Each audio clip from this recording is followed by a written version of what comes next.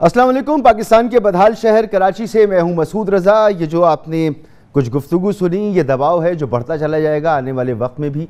जैसे जैसे वक्त गुजरेगा अवाम हुकूमत को मशवरे भी दे रही है, उससे तवक्कुआत जो है उसको पूरा होने की भी उम्मीद लगाए बैठी है। लेकिन लगता यह है कि सियासी जमातें हों, उसमें हुकूमत ख़ुद भी शामिल है, यानी पाकिस्तान पीपल्स पार्टी के साथ साथ सिंध में जैसे पाकिस्तान पीपल्स पार्टी की गवर्नमेंट है, PTI की मरकज़ में गवर्नमेंट है, तो ये हुकूमतें भी अब इलेक्शन मोड में जाती नज़र आ रही हैं। वज़ीर आज़म जनाब इमरान खान साहब कल कराची तशरीफ़ ला रहे हैं। चश्मे मा रोशन दिले माशाद, जब से हुकूमत बनी है चंद घंटे वज़ीर आज़म ने कराची में गुजारे हैं। हालांकि कराची से बहुत बड़ा मैंडेट वज़ीर आज़म को मिला था। कुछ 14 नशिस्तें कराची ने PTI को दी, इसके अलावा उनके जो इत्तेहादी हैं 6-7 नशिस्तें उनकी हैं। इसी अक्सरियत की बुनियाद पर वो वज़ीर आज़म है, लेकिन कराची से किए गए वादे उनके पूरे नहीं हुए। कराची मुंतज़िर है कि कल वज़ीर आज़म आते हैं तो क्या ऐलान करते हैं। अभी तक तो ये पता है कि वो सर्कुलर रेलवे जो एक बहुत पुराना मंसूबा है उसका संग बुनियाद रखेंगे और पहले मरहले में उसके जो कंस्ट्रक्शन है उसकी तैयारी होगी। ऑपरेशन जो है वो 18 से 24 महीने बाद कहीं जाकर उसकी बारी आएगी। तो ये सूरत हाल इस वक्त बनती नज़र आ रही है। वज़ीर आज़म साहब कल जब तशरीफ़ लाएंगे तो क्या ऐलानात करेंगे। उन्होंने जो साहिली पट्टी है सिंध की, ख़ास तौर पे कराची की, उसे CPEC में शामिल करने का भी इंदिया दिया है और एक अगला जो 2 साल का उनका लाहे अमल होगा उसे भी वो बयान करेंगे। लेकिन उनके वादे बहुत ज़्यादा थे कराची के से, और कराची की जो हालत है वो हम अक्सर बयान करते रहते हैं, आप मीडिया पर देखते भी रहते हैं कि दिगरगूं हालत है इस वक्त कराची की। एक बहुत अहम चीज़ जो तवक्को की जा रही थी कि तहरीक इंसाफ ज़रूर करेगी, वो था कि सेंसस दोबारा कराएगी, और ये तहरीक इंसाफ ने वादा भी किया, कैबिनेट ने इसे मंजूर भी किया। लेकिन न जाने क्यों इसे डिले करते करते अब वहाँ तक पहुँच चुके हैं कि अगर अब सेंसस किया भी जाए तो 2023 के इलेक्शन उस नए सेंसस के मुताबिक होना तकरीबन नामुमकिन है।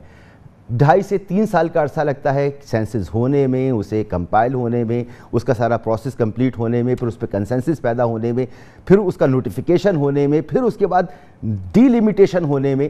तो ये अब वक्त शायद हाथ से गुजर चुका है।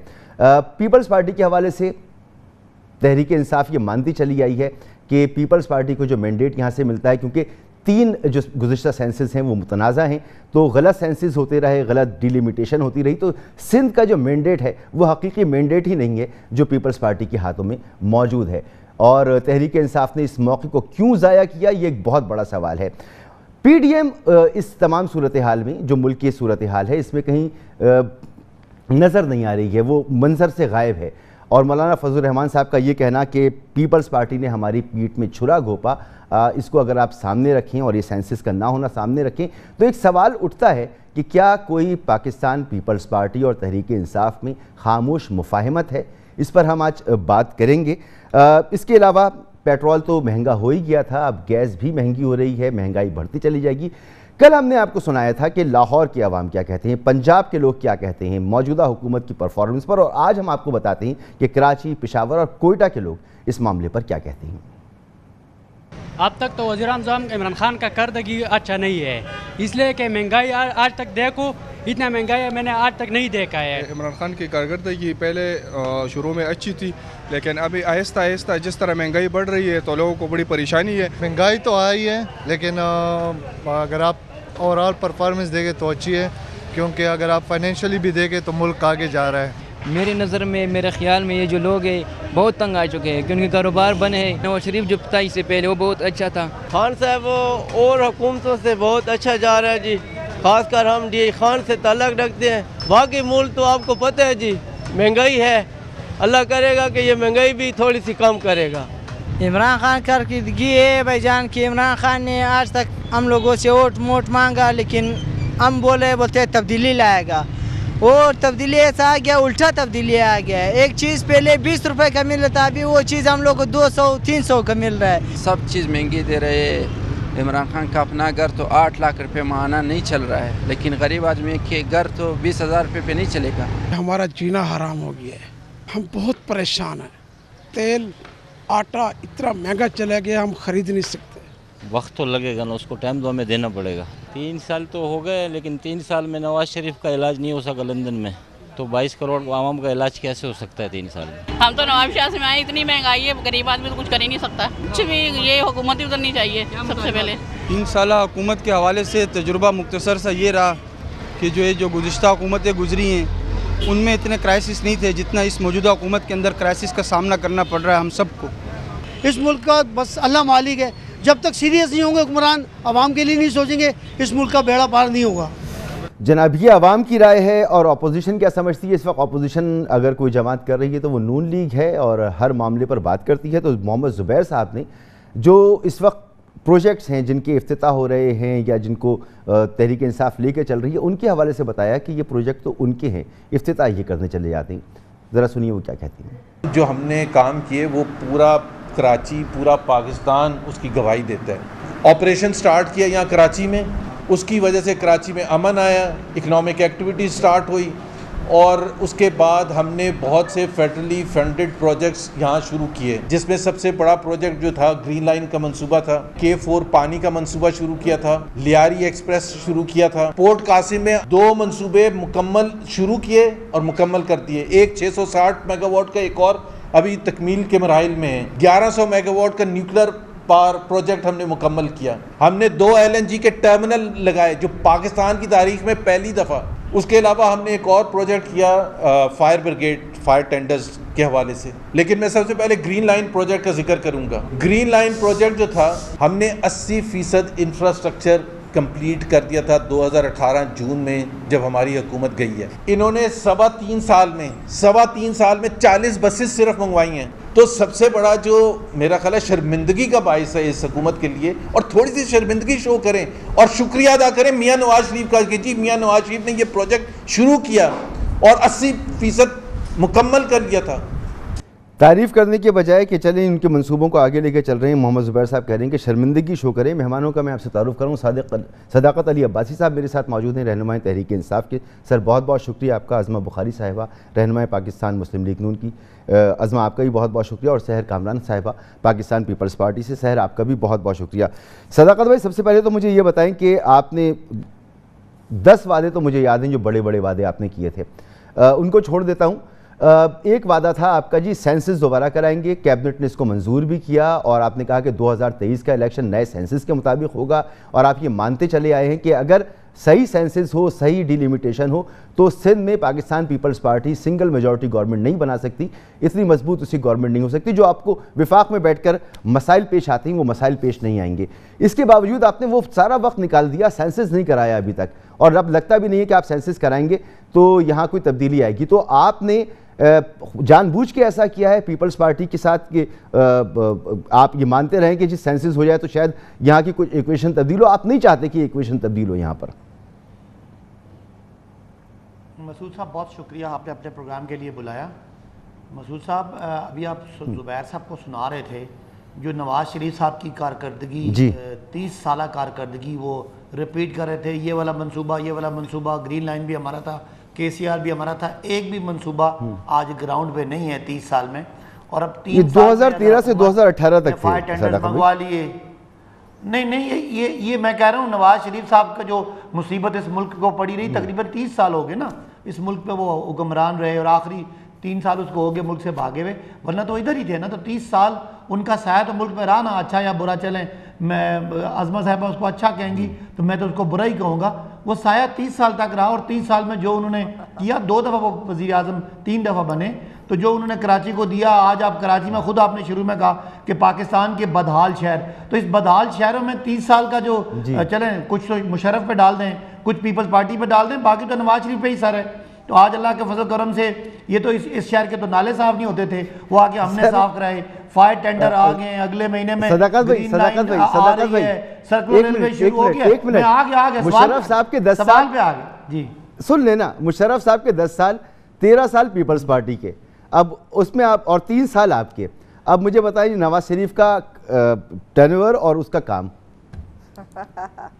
नहीं, नवाज शरीफ, और देखे ना आप ठीक कह रहे हैं। वो हो सकता है कि 3 दफ़ा वज़ीर आज़म रहे, हमारे पे तो वो हम बच्चे से थे तो नवाज शरीफ को देखा है, तो अभी तक नवाज शरीफ भी बैठे हुए हैं। तो मुल्क के जो बुरे हालात हैं, आप वो 30 साल वालों को ना पूछें, 3 वालों को पूछें तो थोड़ी सी, लेकिन वो खैर ज़ुबैर साहब की बॉडी लैंग्वेज भी लग रही थी, जो उनका इंटरव्यू मैंने देखा कि बेचारे शर्मिंदा थे कि क्या करें। अब इमरान खान ने नाले भी साफ़ करा दिए, अभी बसें भी कराची में चलेंगी, अभी सर्कुलर रेलवे भी चलेगी, कराची का पानी का मनसूबा भी लगेगा, तो बेचारों को शर्मिंदगी हो रही है, लेकिन चलें वो बाकियों को शर्मिंदगी की बात करें।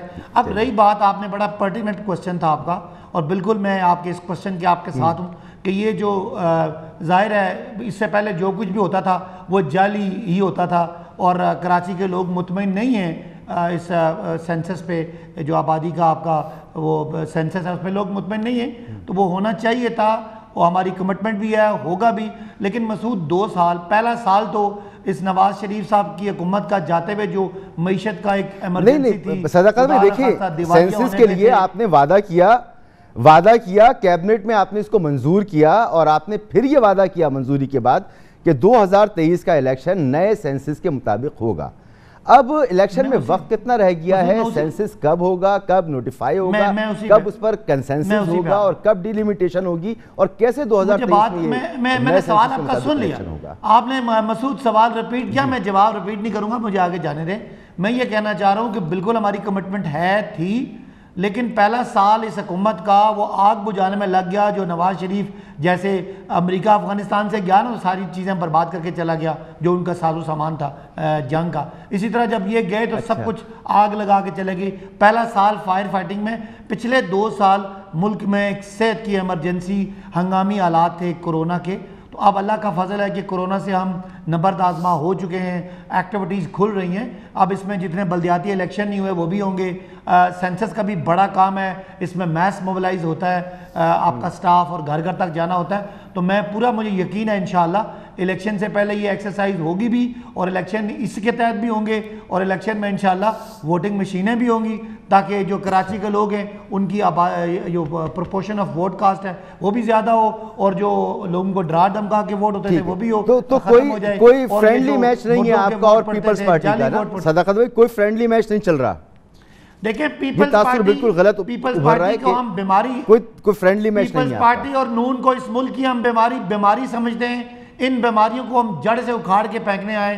तो ये रेस्ट एश्योर पीपल्स पार्टी के, चूंकि उनके पास मैंडेट है एक सूबे का, और वो कहते हैं बाकी पंजाब में उनसे धांधली हुई है और सिंध में उनके हक में हुआ है, तो चलो हम समझते हैं कि आखिरी इनका टेन्योर है। पीटीआई कराची जो अर्बन है सिंध उसमें आ चुकी है, अब रूरल को इनको जड़ से करप्शन के इस माफिया को जड़ से उखाड़ के फेंकने की कमिटमेंट है। और हम देख रहे हैं कि नवाज शरीफ तो भाग गया मुल्क छोड़ के, लेकिन अभी ये आखिरी सूबे में है, हमें यकीन है कि ये मुल्क में भी रहेंगे और एंड इनका जेलों में होगा। बिल्कुल कोई मुफाहमत पीपल्स पार्टी नून से हो ही नहीं सकती, कोई मुफाहमत नहीं है। ठीक है अज़मा बुखारी साहबा, समझते हैं कि 30 साल 2 साल गुजर गए, आप लोगों ने जो आग लगाई थी उसे बुझाने में, और सदाकत अली अब्बासी साहब कह रहे हैं कि अब वो आग बुझ चुकी है।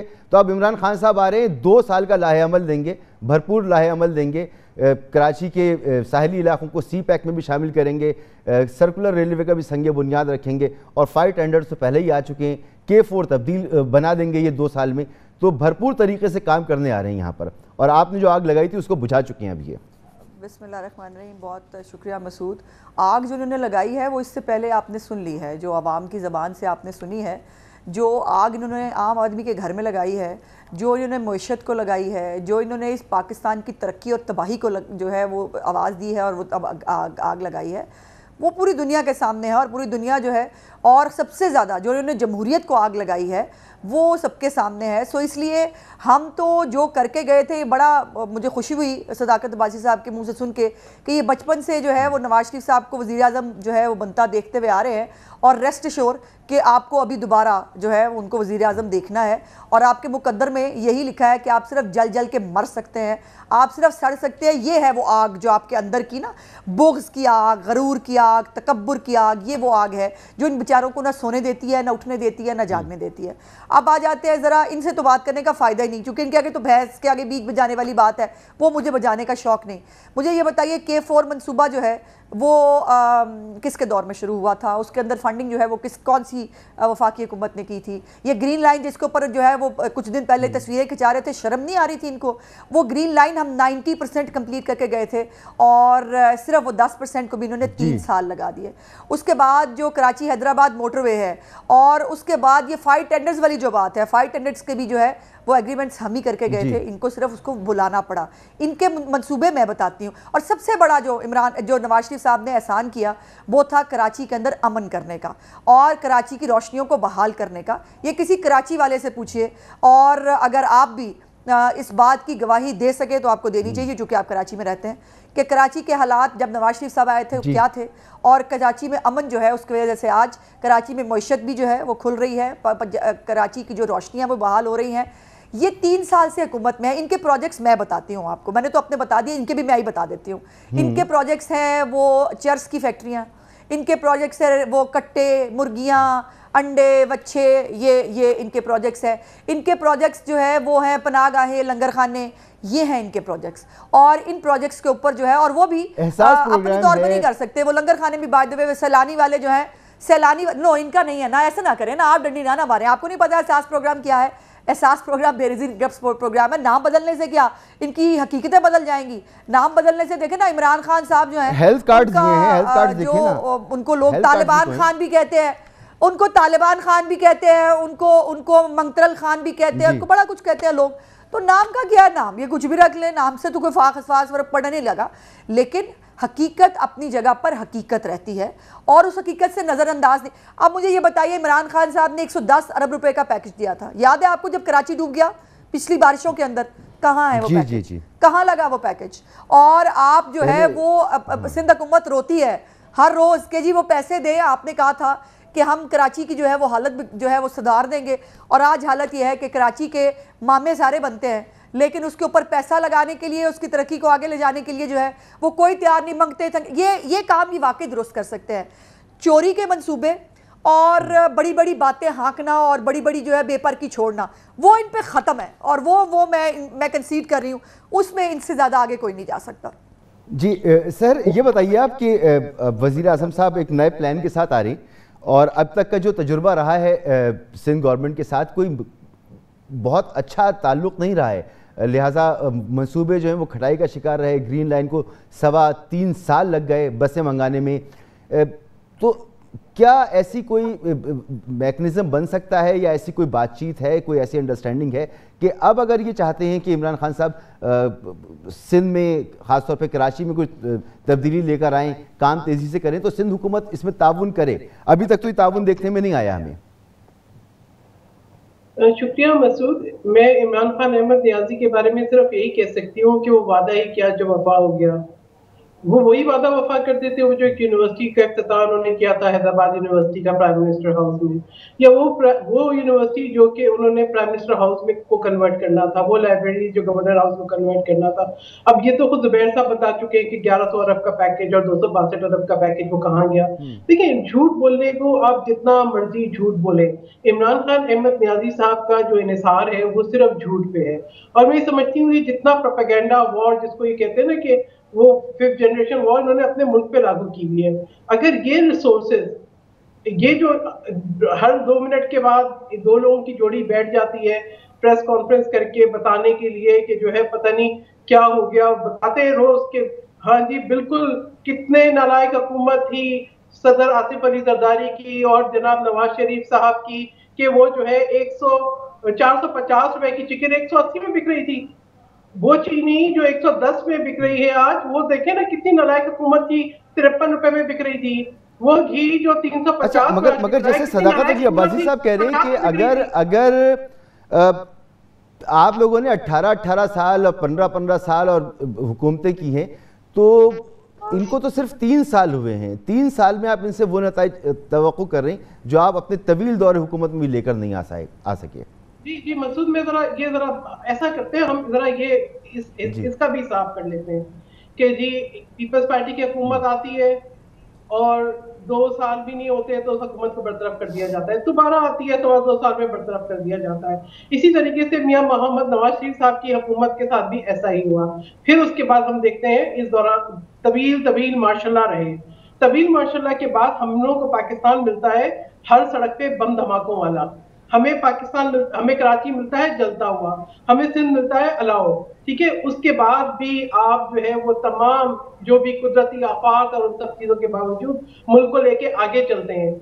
जरूर इख्तलाफात हो सकते हैं PMLN में और पीपल्स पार्टी में सियासी, लेकिन जहां पाकिस्तान की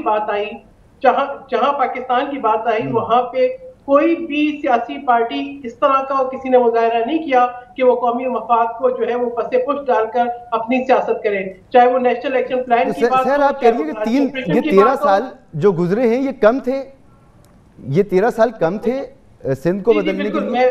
मसूद आप मुझे, हाँ मैं आपको जरा 13 साल की कहानी सुनाती हूँ कि NICVD पीपल्स पार्टी का एक फ्लैगशिप प्रोजेक्ट है जिसके 10 कार्डियो सैटेलाइट यूनिट्स हैं जो कि फ्री ऑफ कॉस्ट सर्जरी कर रहे हैं, जो इंटरनेशनली रिकॉग्नाइज्ड है। इन्फेंट मोर्टेलिटी रेट सिंध में कम और KP में ज्यादा हो रहा है। पोलियो जो है सिंध में काबू पा लिया गया, KP में बढ़ रहा है। SIUT वर्ल्ड का लीडिंग हॉस्पिटल है किडनी का, जहां पे जो है सिंध इंस्टीट्यूट ऑफ यूरोलॉजी, जहां पर जो है फ्री ट्रीटमेंट होता है। फिर आप गम्बट इंस्टीट्यूट, गम्बट हॉस्पिटल, जहां पे 200 सक्सेसफुल ट्रांसप्लांट हो चुके हैं फ्री ऑफ कॉस्ट। फिर पहला ऑटिज्म हॉस्पिटल जो है वो 2017 में सिंध हुकूमत ने बनाया। फिर ट्रॉमा सेंटर जो है सिंध का वो साउथ एशिया का सबसे बड़ा ट्रॉमा सेंटर है। ये मेरे ख्याल में आज हम इस पे जरूर बात कर लें कि ये जो है सिर्फ 55 मुल्क ऐसे हैं जहां पे साइबर नाइफ टेक्नोलॉजी है, रोबोटिक टेक्नोलॉजी, और सिंध के अंदर कराची में 60,000 free of cost cancer treatments हो चुकी हैं। इसी तरीके से थर्ड कोल प्रोजेक्ट, ठीक है। अब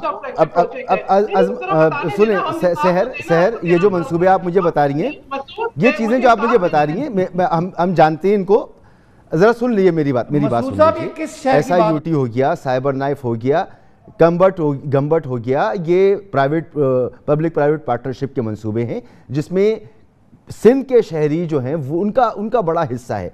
हुकूमत का तो बुनियादी निज़ाम सेहत, बुनियादी निज़ाम तालीम जो हुकूमत के अपने मामलात हैं। मैं आपको सुनाता हूँ कि वज़ीर आला सिंध साहब से कल सवाल किया गया प्रेस कॉन्फ्रेंस में, तो उन्होंने जवाब क्या दिया, ज़रा आप सुनिए उसको।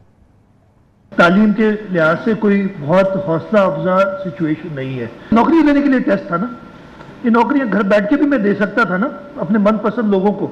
अब ओवर द इयर्स जो हुआ है काम, उसको मैं ओवरनाइट सही नहीं कर सकता ना, 10-12 साल में सही होगा। आप ये जो जादू की छड़ी चला के और सब सही कर दें, ये नहीं होगा। मैं खुद एडमिट कर रहा हूँ कि हौसला अफजा बात नहीं है। सड़कों पे ये फिनोमेना सिर्फ यहाँ पे नहीं है, दुनिया भर में है। माहौल, ये चीज़ ना सिर्फ पाकिस्तान, दुनिया भर में ऐसे इश्यूज होते हैं कि सड़क पे लोग मर जाते हैं।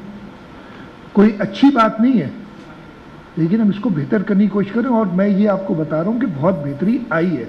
चलो मैं बता दूं सवाल क्या किए गए थे। सवाल ये किया गया था कि जी सिंध में असातिज़ा के लिए टेस्ट हुआ और सिर्फ उसमें 8% लोग पास हुए, तो उनसे कहा कि तालीम का क्या हाल है, तो उन्होंने कहा जी ओवर द नाइट चेंज नहीं हो सकता, 12-13 साल में भी ये ठीक नहीं होगा, ये मामला जो बिगाड़े 12-13 साल का भी नहीं है। अगला सवाल किया गया कि एक शख्स, एक लड़का जो उसका एक्सीडेंट हुआ था, वो कराची के मुख्तलिफ अस्पतालों में जाता रहा, किसी ने उसको लिया नहीं और उसकी मौत वाक़ई हो गई, तो ये निज़ाम सेहत है। उन्होंने कहा ये सारी दुनिया में होता है, कोई इसमें अचंभे की बात नहीं है, हमारे यहाँ भी हो गया तो कौन सी बात है। तो आप तनकीद करती हैं इनके 3.25 सालों पर, और अपने 13 सालों पर आप कहते हैं कि 13 साल में क्या होता है, 13 साल में तो कुछ भी ठीक नहीं होता। तहम्मुल से मुझे जवाब भी देने दें। देखिए, आप यकीनन मैं समझती हूँ कि सिंध को जो है बिल्कुल एक आइडियल सूबा होना चाहिए, कोई हादसा नहीं होना चाहिए, बिल्कुल ये हमारी ख्वाहिश है। और मैं समझती हूँ कि वजीर आला सिंध ने एक बिल्कुल रियलिस्टिक बात की। आप इस बात को अप्रिशिएट करें कि सिंध ने उस लेवल का, उस स्टैंडर्ड के टेस्ट दिए जहां पर जो है इस बात की गुंजाइश नहीं थी कि उस स्टैंडर्ड को कहीं पे जो है बाईपास किया जा सकता। दूसरी बात, अगर ये भी मैं आपको बता दूं कि 21 यूनिवर्सिटीज जो है सिंध के अंदर साइंस एंड टेक्नोलॉजी की नई बनी है, और 9 यूनिवर्सिटीज को चार्टर दिया है। ठीक है, आप ये कहें कि जी बिल्कुल हमने माना कि हम इससे बहुत ज्यादा करना चाहते हैं, हम इससे बहुत ज्यादा कर, मैं बिल्कुल नहीं जिक्र करना चाहूंगी कि केपी के अस्पताल में सिर्फ इसलिए कि ऑक्सीजन सिलेंडर खाली थे कितने लोगों की डेथ हो गई। मैं बिल्कुल जिक्र नहीं करना चाहूंगी कि केपी के अंदर किस तरीके से हादसे होते हैं। मैं बिल्कुल जिक्र नहीं करना चाहूंगी कि किस तरीके से जो है वहां पे जो पेशावर मेट्रो है उसके हालात है। मैं बिल्कुल केपी के अस्पतालों का जिक्र करना नहीं चाहूंगी। मैं ये बताऊंगी कि हाँ, हम चाहते हैं कि जो इंफ्रास्ट्रक्चर हमने बनाया है उससे बहुत बेहतर इंफ्रास्ट्रक्चर हो। हम ये चाहते हैं कि तालीम का मेयार बहुत बेहतर हो। हम आज भी समझते हैं कि कराची की सर हम भी यही चाहते हैं, सॉरी मुझे एक ब्रेक की तरफ जाना होगा, एक ब्रेक मुझे लेना होगा। हम भी ये चाहते हैं कि ये सब कुछ बहुत बेहतर हो, लेकिन जो नज़र आता है वो कैमरा भी आपको दिखाता है, आप खुद भी देखते हैं कि आप बड़े अस्पतालों की बात करें, आप तालीमी इदारों की बात करें, जो हकीकत है वो आपको नज़र आ रही है। एक ब्रेक के बाद इस गुफ्तगू को आगे बढ़ाती हैं। प्रोग्राम में आपको एक बार फिर खुशामदीद। बिलाखिर ये ख्याल आ ही गया है हुकूमतों को कि अब बल्दियाती इंतखाबात होने चाहिए और तहरीक इंसाफ पंजाब में बल्दियाती इंतखाबात कराने जा रही है और उसने पार्टी एक्टिविटीज़ अपनी शुरू कर दी हैं। तो सदाकत अली अब्बासी साहब, अभी कंटोनमेंट के इलेक्शंस हुए, नताइज आपके सामने हैं, आवाम की राय अभी मैंने प्रोग्राम में आपको सुनाई, वो आपके सामने है।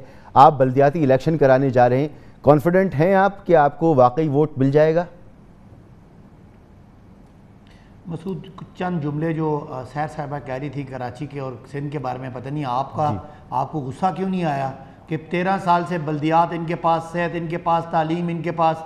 मुझे बता दें कि कराची में कितने BHUs खुले हैं, कितने रूरल हेल्थ सेंटर सिंध में आ गए हैं, कोई सेहत का निज़ाम, कोई इम्प्रूवमेंट आई है, कोई एमरजेंसी सर्विसेज आई है, कोई 11 22 की सर्विस, कोई बस सर्विस, कोई फायर टेंडर, कुछ नहीं। आपको बाकी जो तस्वीरें हम देखते हैं वो देखते देखते हम आपके सामने हैं। और ये जो बात कर रही है ना, केपी से मुकाबला कर रही हैं, केपी में पूरी आबादी को हेल्थ कार्ड में कवर कर दिया इमरान खान का इनकलाबी इक़दाम कि पूरी की पूरी आबादी को, हर खानदान को। सदाकत भाई, आपका वक्त महदूद है, आप सवाल के जवाब पर आ जाएंगे। जी जी, मैं यही कुछ पंजाब में, यही कुछ कश्मीर और GB में, जबकि सिंध में वो जो हालात हैं वो आप भी देखते हैं और मैं भी देखता हूँ। अब अगली बात पे आ जाए, यही बात है कि मैंने आपको डिस्टर्ब नहीं किया, आपने सुनिए मसूद, यही बात है जब लोग देखेंगे कि नून लीग 30 साल से इस मुल्क में थी, आज नवाज शरीफ साहब के लिए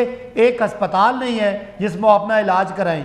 वो ज़रा से उनको कोई बीमारी होती है वो भाग जाते हैं, पूरा ख़ानदान भागा हुआ है। अब मरियम साहब भी भागना चाहती हैं। पीपल्स पार्टी को सिंध में बदस्तूर 13 साल हो गए, इनकी कारकर्दगी 0 में नहीं है, माइनस में। तो क्या ऑप्शन है वोटर्स के पास पंजाब में इसके बल्दियाती इलेक्शन में? दूसरी बात यह कि 3 साल में PTI ने डिलीवर किया। पंजाब में हम हेल्थ कार्ड देने जा रहे हैं, पंजाब में हम, ये आवाम की राय सुनी है आपने सदाकत भाई? इंट्रोड्यूस कर दी नहीं आवाम की। देखें मसूद, जब हुकूमत इनकम्बेंट गवर्नमेंट होती है, इनको तो जूते पड़ते थे, आपको पता है, इनको लोग हमले करते थे। हम अल्लाह का फजल है अपने हलकों में जाते हैं। ज़रूर है महंगाई की वजह से आवाम को तकलीफ है, लेकिन आवाम को ये पता है कि इमरान खान के अलावा इस मुल्क में कोई ऑप्शन नहीं है। नवाज शरीफ जब इक़्तिदार में होते हैं तो पाकिस्तान में होते हैं, वरना कभी लंदन भाग जाते हैं, कभी सरूर पैलेस, कभी किधर और कभी क्या। और ये जो है अगले 1.5-2 साल में इनके केसेस जो है वो लॉजिकल एंड तक जा रहे हैं। आपका बिल्कुल पॉइंट आ गया, इमरान खान के अलावा कोई ऑप्शन नहीं है। आप समझते हैं कोई ऑप्शन नहीं है। अज़मा, ये आवाम की राय जब गवर्नमेंट में होती है कोई पार्टी, तो आवाम इस तरह की बातें किया करते हैं, लेकिन इसके बावजूद भी आवाम के पास कोई ऑप्शन नहीं है। सदाकत अली अब्बासी साहब ऐसा समझते हैं? ये समझते रहेंगे, ये तो कुछ भी समझ सकते हैं। और अस्तगफिरुल्लाह, मैं तो इसी पे इतना ही कह सकती हूँ कि इतने बुरे दिन इस कौम पे नहीं आए कि हमारे पास इमरान खान के अलावा ऑप्शन ही ना हो। और बार बार इन्होंने 2-3 दफ़ा ना भागने का जिक्र किया। प्यारे भाई, ना हम भागते हैं ना हम भगाते हैं किसी को, इसलिए ये भागना भूगना मेरे सामने कहिएगा मत आइंदा, वरना फिर ये भागने और भगाने की जो है ना पूरी स्टोरियाँ पूरी दुनिया जानती है। कितना ये हलकों में जा सकते हैं। हलीम आदिल शेख, जूते उनको पड़े, उनके ऊपर जो है ना, इनके ख़ास तौर पे कराची के लोग जो है ना, उनकी तो वो फिरदौस शमीम नकवी, हलीम आदिल शेख, ये लोग जो है वो जो अभी कंटोनमेंट के इलेक्शन में मार मार के निकाला लोगों ने, जूते जिनको पड़ रहे हैं वो भी कैमरे की आंख देखती है। हम इज्जत और एहतराम से अपोजिशन में तमाम तर हरबों के बावजूद कंटोनमेंट इलेक्शन में पंजाब में ये 27 सीटें ले सके हैं सिर्फ, और हमने 51 ली हैं। सो इनका हमारा तो मैच ही नहीं है और हम अल्लाह ताला से डर के कहते हैं हमें बड़ा बोल नहीं है। लेकिन मेरा खदशा यह है कि ये हुकूमत बल्दियाती इलेक्शन नहीं कराएगी। जितनी कंटोनमेंट में इज्जत अफजाई इनकी हो गई है ना, हमारे लिए ना बैनर नहीं लगे हुए गली मोहल्लों के अंदर, समेत सदाकत वाजी साहब के भी हल्के में लगे थे कि जहाँ पर उन्होंने कहा इनका दाखिला ममनू है। और पंजाब के अंदर जो है वो लोग गंदे जगहों के ऊपर जो है बुजदार साहब की और इनके लोगों की तस्वीरें, फरूख हबीब की, जरताज गुल की, वो लगा लगा के इनके हल्कों में लोग इनको ढूंढ रहे हैं। तो प्यारे भाई, ये किसके साथ क्या होना है, मुझे ज़्यादा बड़ी बातें करने का शौक नहीं, लेकिन जो आपने बोला है वो आपको काटना पड़ेगा। आरटीएस की कहानी बार बार तो आएगी नहीं ना, वो हमने आने देनी है। ओवरऑल डेड बॉडीज होगा अब ये, अगर ये हमारे मुल्क को तबाह बर्बाद करके हमारे बच्चों से आटा चीनी छीन ली आपने। और अभी जो सबसे ख़तरनाक बात है, जो आज मैं सुबह एक रिपोर्ट भी देख रही थी, जो अद्वियात की कीमत में इन्होंने 600% इजाफा किया। मुझे ये बताइए कि गरीब हो या अमीर हो, जिसको ब्लड प्रेशर की, शुगर की बीमारी है, उसने वो दवाई खानी है। वो दवाई उसके लिए कोई अयाशी नहीं है, वो कोई दवाई उसके लिए टॉफ़ी नहीं है कि वो अपनी तफरीह तबाह के लिए खाएगा, उसने खानी है बिकॉज उसने जिंदा रहना है। इनको पता है इंसुलिन की कीमत में 3 साल में इन्होंने कितना इजाफा किया है, इन्हें पता है इन्होंने ब्लड प्रेशर की जो है दवाई के अंदर कितना इजाफा किया है, इनको पता है इन्होंने लाइफ सेविंग ड्रग्स, अभी 1 हफ्ता पहले लाइफ सेविंग ड्रग्स के अंदर 18% इजाफा हुआ है।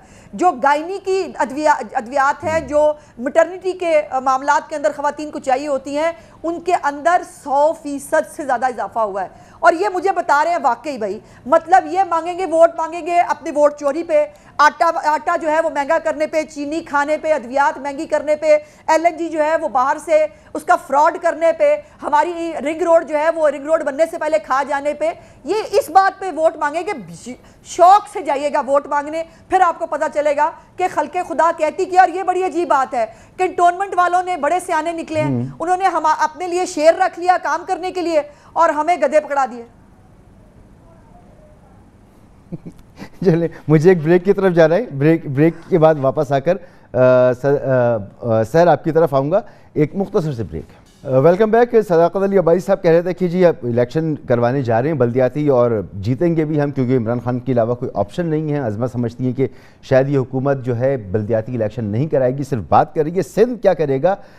शहर मेरे ख्याल में ये अगले साल का अवाइल होगा और कुछ मैंने सुना भी है कि शायद आप लोग प्लान कर रहे हैं कि इसमें बल्दियाती इलेक्शन की कोई तारीख वगैरह दें। हालांकि पहले आप कहते रहें कि जब तक नई डीलिमिटेशन नहीं होती उस वक्त तक हम इलेक्शन नहीं कराएंगे, जब तक सेंसस के मसाइल हल नहीं होते तब तक इलेक्शन नहीं कराएंगे। लेकिन सुन रहा हूं कि शायद आप लोग इस मूड में हैं और यही वक्त होगा। अगर हो गए इलेक्शन तो हो गए, वरना फिर 2023 का जनरल इलेक्शन तक ही मामला जाएगा।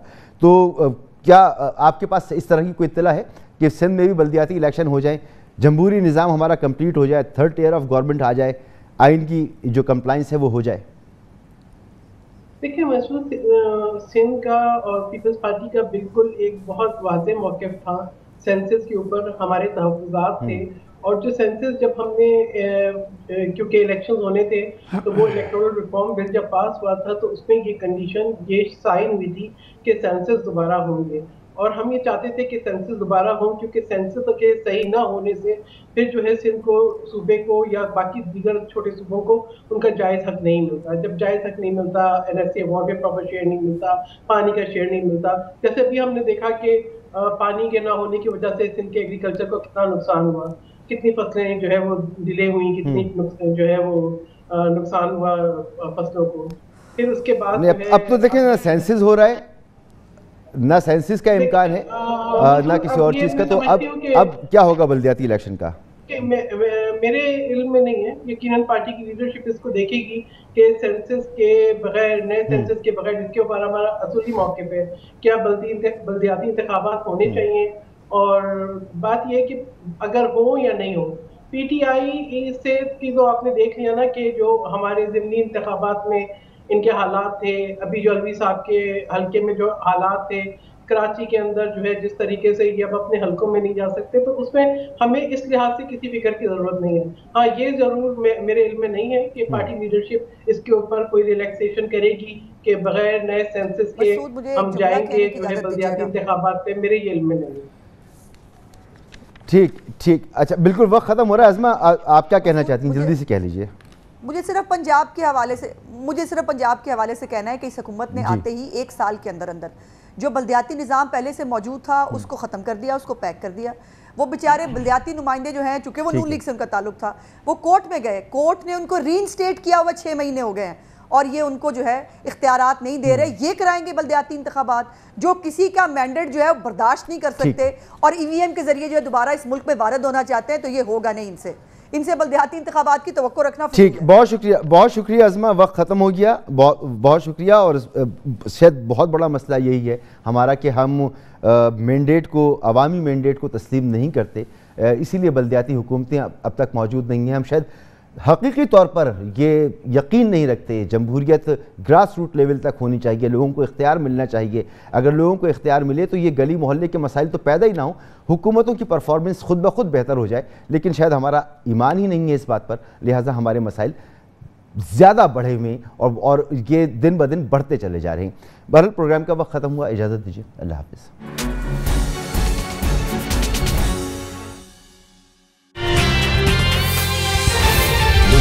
खबर की दुनिया।